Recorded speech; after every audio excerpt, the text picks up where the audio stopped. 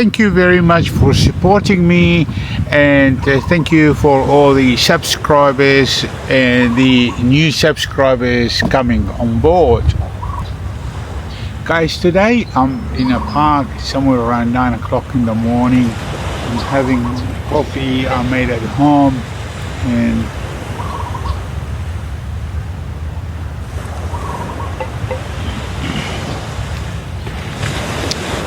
I thought I will talk about money, how far your money can go, and is Thailand really cheap? It depends what you call cheap again. You have seen this, right? The turquoise waters, the golden temples, the $10 massages, the pad thai that changes your life. This is the Thailand that fills your Instagram feed. It is paradise you dream of escaping to. But what happens when your vacation ends and life begins? What happens when you have to find apartment, open a bank account, and navigate visa system that feels designed to confuse you? What about when the my pen cry, the it's okay attitude start to feel frustrating, or you realize you always in some ways be seen as Farang, a foreigner? Is Thailand a cheap, easy paradise, or is it a beautiful trap that can chew up and spit you out if you are not prepared? For the next few minutes, we are pulling back the curtain, no sugarcoating. We are going to talk about everything from the first tourist visa to long-term expat grind. We will cover the money, the mindset and cultural shocks, and the unfiltered truth about what it's really like to live in land of smile. If you are even thinking about staying in Thailand for more than a 2-week holiday, this is a stream you can't afford to miss.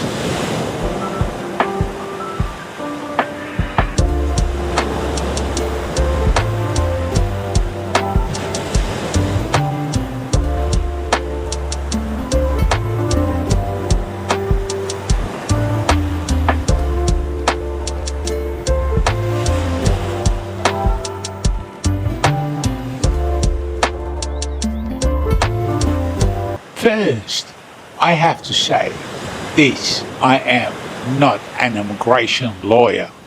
These rules change constantly, sometimes overnight. Your number one source should always be the official Royal Thai Embassy or consulate website for your country. This is my experience and understanding. Think of it is like this: different levels to the Thailand game.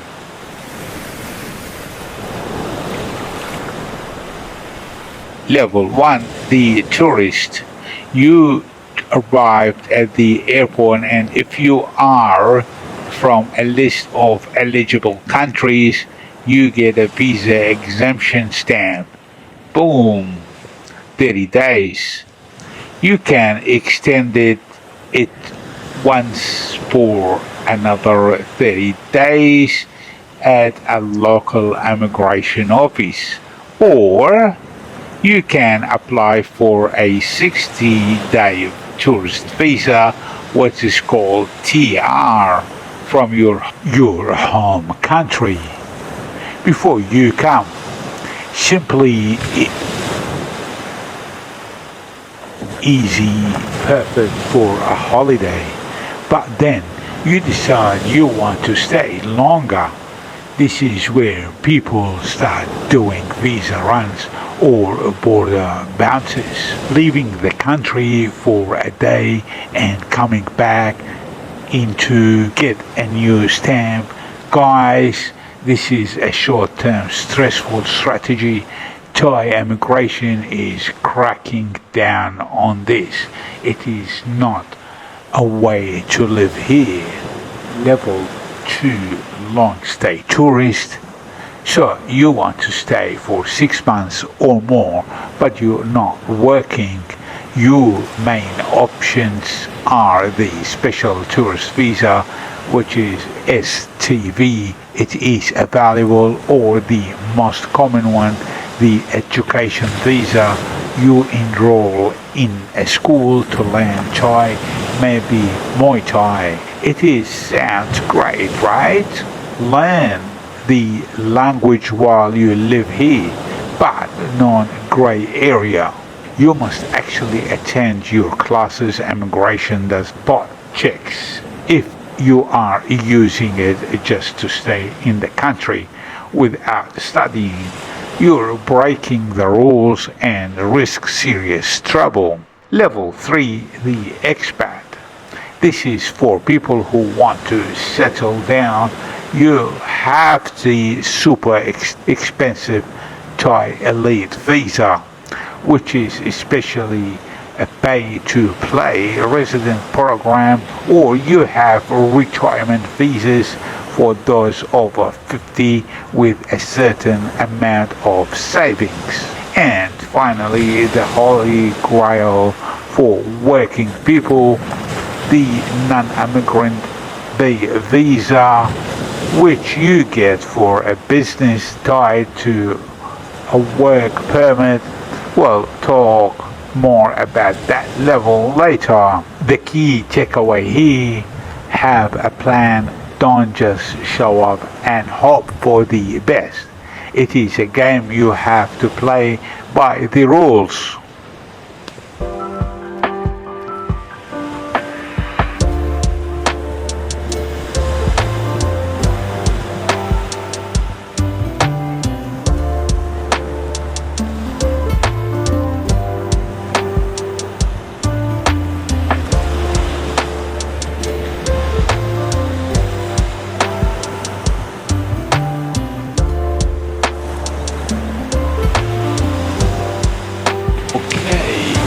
Let's talk about money. You have probably seen the YouTube videos live in Thailand for $500 a month. Let's get real about that. Is it possible? Yes, it is. If you live in a tiny village, eat only local food, have no air conditioning, and never travel or go out, is it a life most of us would want? Probably not. Let's break down some realistic budgets. The budget expat is $1,000 to $1,200 a month.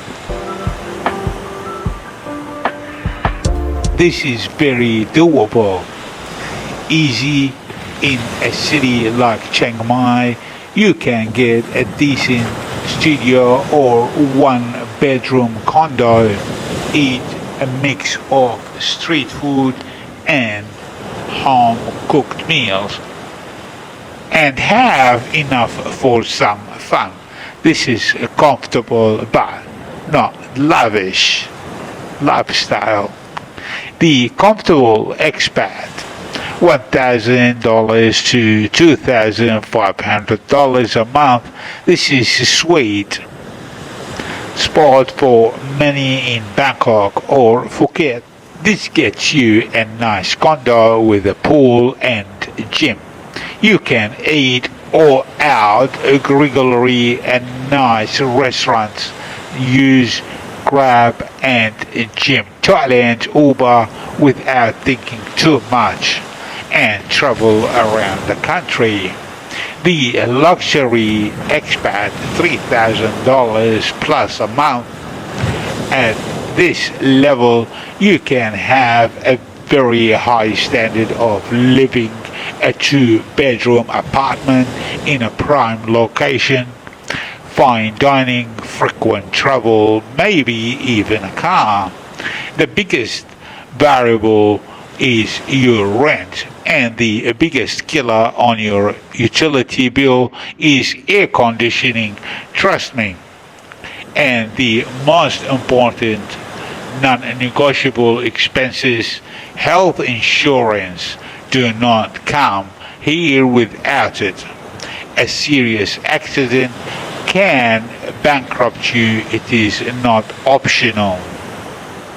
And we're talking here about the USD dollar. Thank you.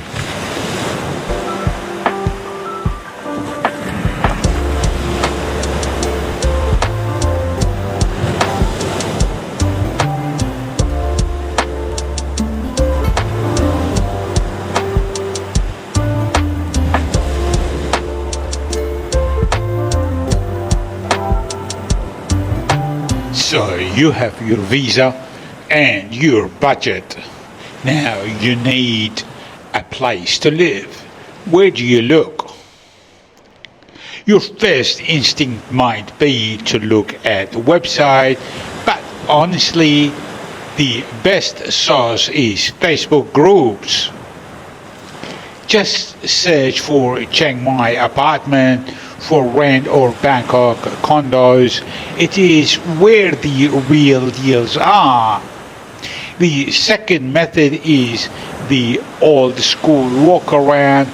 Pick a neighborhood you like, walk into a condo building and ask the person at the front desk if they have units for rent. This is a fantastic way to find hidden gems. When you view a place, here is your checklist. Turn on the shower to check the water pressure. Turn on the air condition to make sure it is cold and quiet. Check for pests. Look at the location. How close is the nearest 7-Eleven or BTS station? And ask about the internet. Typically, you will sign a 1-year contract and pay 1 month or 2 months security deposit plus the first month rent.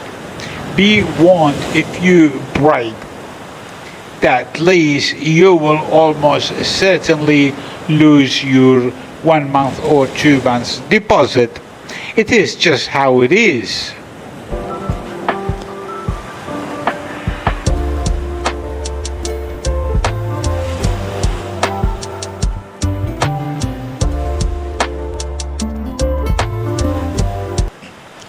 Okay, this is the part where we go from logistic to psychology.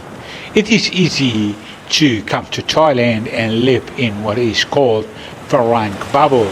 You make up, go to a Western style cafe for your flat white hangouts with other expats. Go to a bar for a full bonus at night.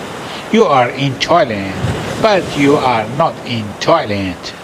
You are just in a warm, cheap version of home country. The key to breaking out of that bubble, the key that unlocks the entire country on a deeper level, is learning some Thai.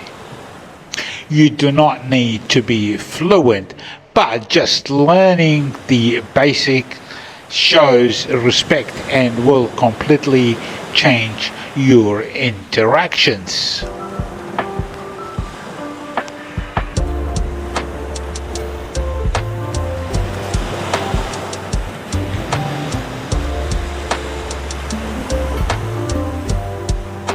Forget just Sawadi and Kapung Kap. Learn these. Fat net noi a little spicy. This will save your mouth. My fat not spicy. Check bin. Kapung Kap. The bill please. Oh, and I want this one. Just point. ลดน้อยไม่ใช้ลดน้อยได้ไหม Can you give me a little discount for markets? Using these will get you smiles and better prices. You also need to understand a couple of core cultural concepts. The first is face. It is about maintaining dignity and avoiding confrontation. You never ever raise your voice or publicly shame a Thai person. It is the worst thing you can do. If you have a problem, you handle it calmly, privately, and with smile.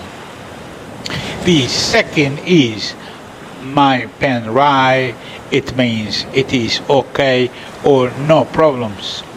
Sometimes it is a beautiful philosophy of letting small things go, but other times when your internet has been out of 3 days and the technician says my pen right, it is okay be infuriating.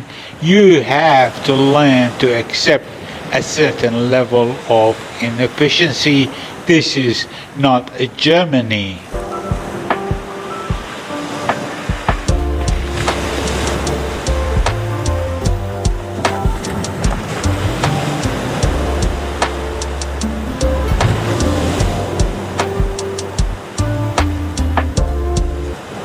Let's get serious for a moment.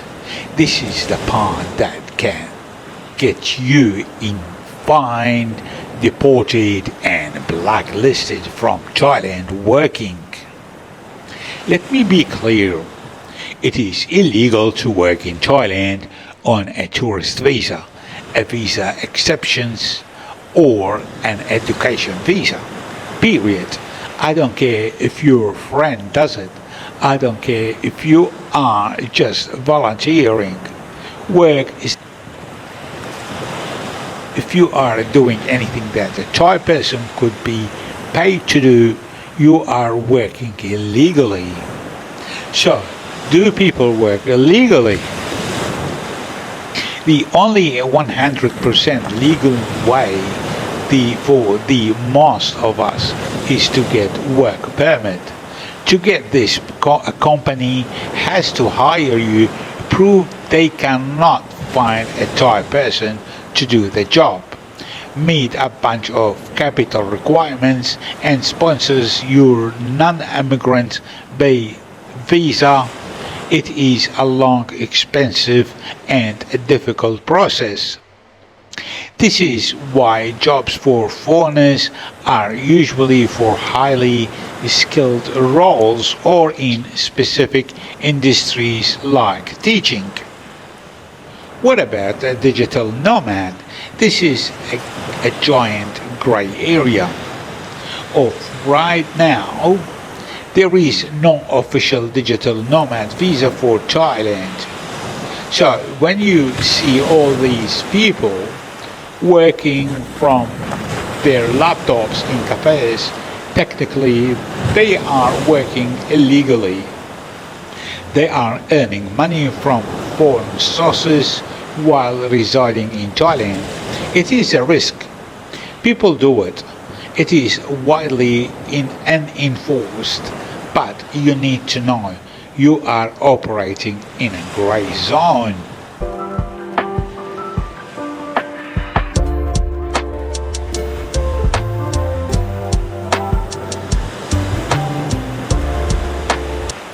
So, after all this, what is it really like day in and day out?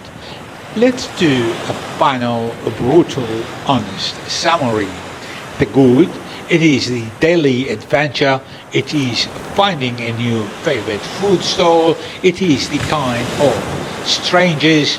It is the ability to hop on a plane for $40 and be on a tropical island in an hour.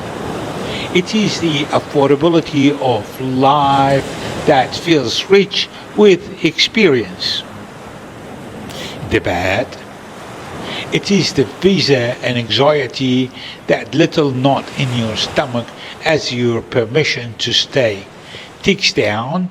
It is the bureaucracy, the death by thousand papers at any government office. It is the relentless heat. It is the feeling that sometimes, no matter how much Thai you can speak, or how long you have been here, you are still just an outsider. The ugly, it is the two-tier pricing, seeing price on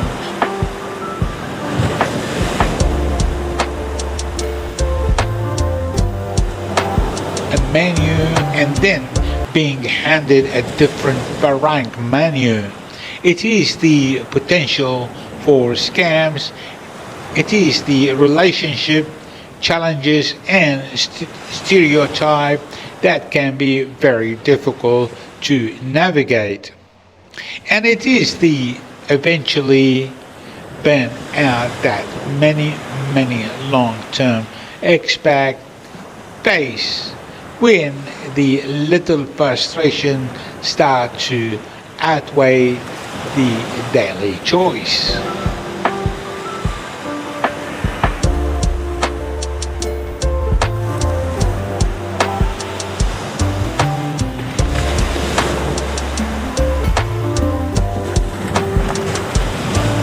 So, after hearing all this, how do you know if it is for you? Thailand is for you. If you are patient, you are adaptable, you are resilient, you can laugh when things goes wrong. You don't get frustrated by inefficiency, you are independent and can handle ambiguity. You see problem as a puzzle to be solved, not a reason to get angry. Thailand is not for you if you need a rigid structure and for things to be fair. If you expect things to work like they do in the West, if you have a short temper, if you are not willing to step away way outside your comfort zone and be the person who does not understand what is going on. If you cannot handle being a visible minority. So, is Thailand paradise or a trap? The truth is, it is neither, it is a trade-off. You trade the predictability, efficiency and structure of the West for the adventure, affordability, spontaneously and warmth of the East. It is a life-changing, incredible, beautiful place that will challenge you and help you grow in ways you cannot even imagine. But it is not an escape from your problems. It is just a different set of problems in a much more beautiful location. You have to go in with your eyes open, with a healthy choice of patience and a good sense of humor. Thank you very much for watching and thank you for subscribing and following me. I will talk to you later. Ciao for now. Bye-bye. Bye.